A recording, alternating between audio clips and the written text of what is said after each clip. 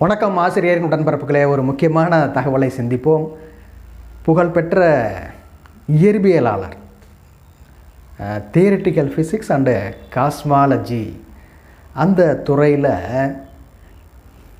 பல ஆராய்ச்சிகளை செய்த அந்த மாமனிதர் ஸ்டீவன் ஹாக்கிங், அவருடைய பிறந்த நாள் இன்று.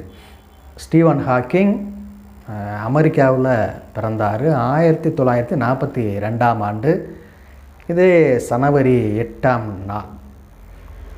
ஒரு 75 ஆண்டு காலம் வாழ்ந்து புகழ் பெற்றார். ஏராளமான ஆராய்ச்சிகளை செய்தால் நிறைய நூல்களை எழுதினார். இதில் என்ன சிறப்பு என்றால், ஒரு 20 வயது வரைக்குமே அவர் ஒரு சராசரி மனிதராகத்தான் வாழ்ந்தார். நன்றாக படித்தார், பட்டம் பெற்றார். 21 வயதில் அவருக்கு ஒரு நோய், ஒரு நரம்பியல் சம்பந்தமான நோய் வர ஆரம்பித்தது. அது சிறுக சிறுக அவரை விடாமல் தடுத்தது. உடல் உறுப்புகள்லாம் மோசமாகிக்கிட்டே போச்சு. நடக்க முடியாது, எழுத முடியாது, முகமெல்லாம் கோணலாகி போச்சு. இப்படி அவரை பாடாக படுத்தியது. சற்றும் தளராத அந்த மாமனிதர் தொடர்ந்து இயங்கினார். சக்கர நாற்காலியை உருவாக்கிட்டார்.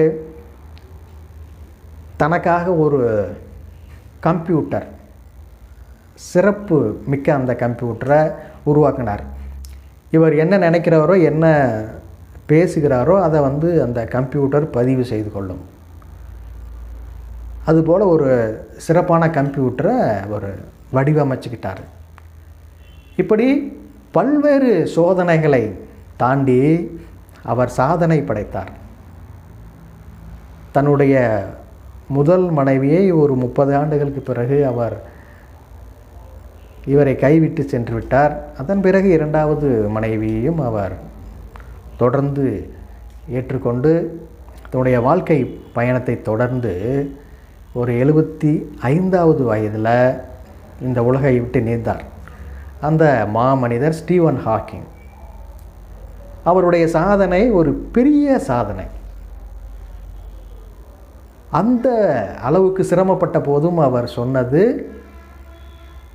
நோ காட், கடவுள் இல்லவே இல்லை, கடவுள் இந்த உலகத்தை படைக்கவில்லை அப்படின்னு ஆணித்தரமாக பல ஆராய்ச்சிகளின் விளக்கத்தோடு சொன்னார்.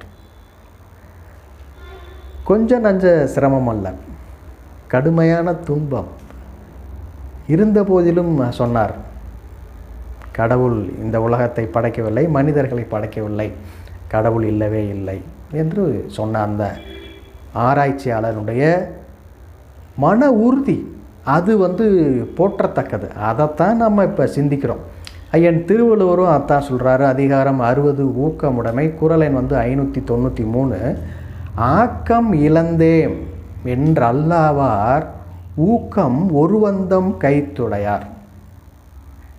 பல ஆக்கங்கள், செல்வங்கள், உடல் ரீதியான குறைபாடுகள், இது எல்லாம் ஒரு மனிதனை தாக்கினாலும் அதையெல்லாம் தாண்டி மீண்டு வாழ்வில் சாதனையை செய்ய வேண்டும்.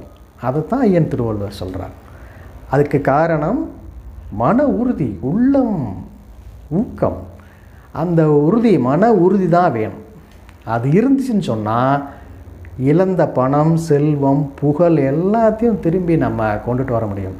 இன்றைக்கி நம்ம ஸ்டீவன் ஹாக்கிங்கை பற்றி பேசுகிறோம் அப்படின்னு சொன்னால் அவருடைய மன உறுதி, கடுமையான துன்ப சூழ்நிலையிலும் அயராது, துவளாது போராடினார். சரித்திரத்தில் இடம்பெற்றார் அந்த மாமனிதர் ஸ்டீவன் ஹாக்கிங். அவருடைய புகழ் வாழ்க என்று வாழ்த்தி விடைபெறுகிறேன். இதுபோல் ஏராளமான தகவலுக்கு நம்முடைய ஆசிரியர் நகுல்சாமி யூடியூப் சேனலை இதுவரைக்கும் சப்ஸ்கிரைப் பண்ணாதவங்க சப்ஸ்கிரைப் பண்ணுங்கள், லைக் பண்ணுங்கள், ஷேர் பண்ணுங்கள், உங்களுடைய கருத்தை சொல்லுங்கள். மானமும் அறிவும் மனிதருக்கு அழகு, மூட நம்பிக்கைகள் அழகல்ல. நன்றி, வணக்கம்.